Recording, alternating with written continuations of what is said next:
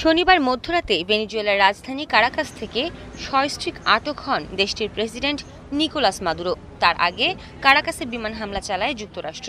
মার্কিন বাহিনী গত কয়েক মাস ধরে এই প্রস্তুতি নিচ্ছিল, যার নির্দেশ পাওয়ার সঙ্গে সঙ্গে তারা কার্যকর করেন।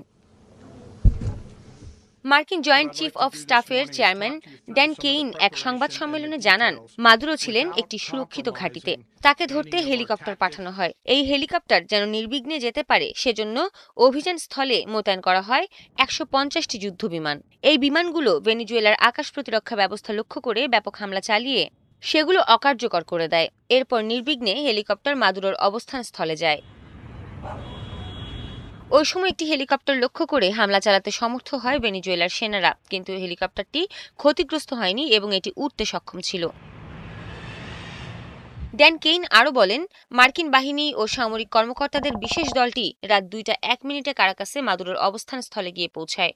এই সামরিক কর্মকর্তা দাবি করেছেন, মাদুরো ও তার স্ত্রী দুজনেই আত্মসমর্পণ করেন। তাদের নিয়ে ফিরে আসার সময় মার্কিন বাহিনীকে লক্ষ্য করে গুলি চালানো হলে তারা পাল্টা গুলি চালায়, তবে তাদের কোনো সেনার প্রাণহানি ঘটেনি।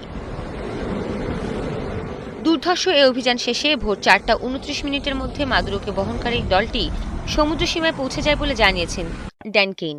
সেখান থেকে তাকে একটি যুদ্ধজাহাজে তোলা হয়। জাহাজটি তাকে নিয়ে নিউ ইয়র্কের দিকে রওনা দেয়। এ অভিযানের সময় মাদুরোর নিরাপত্তা বাহিনী, প্রেসিডেন্ট গার্ডের সেনারা প্রতিরোধ গড়ে তুলেছিলেন কিনা সেটি স্পষ্ট করেননি এ মার্কিন সেনা কমান্ডার।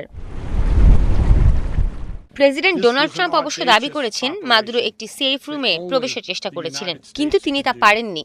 মাদুরো যদি সেফ রুমে প্রবেশ করতেনও তিনি বাঁচতেন না বলেও দাবি করেছেন ট্রাম্প, কারণ ওই রুমের দরজা ভেঙে ফেলত তার সেনারা। সৃষ্টি ঘটক, ৭১।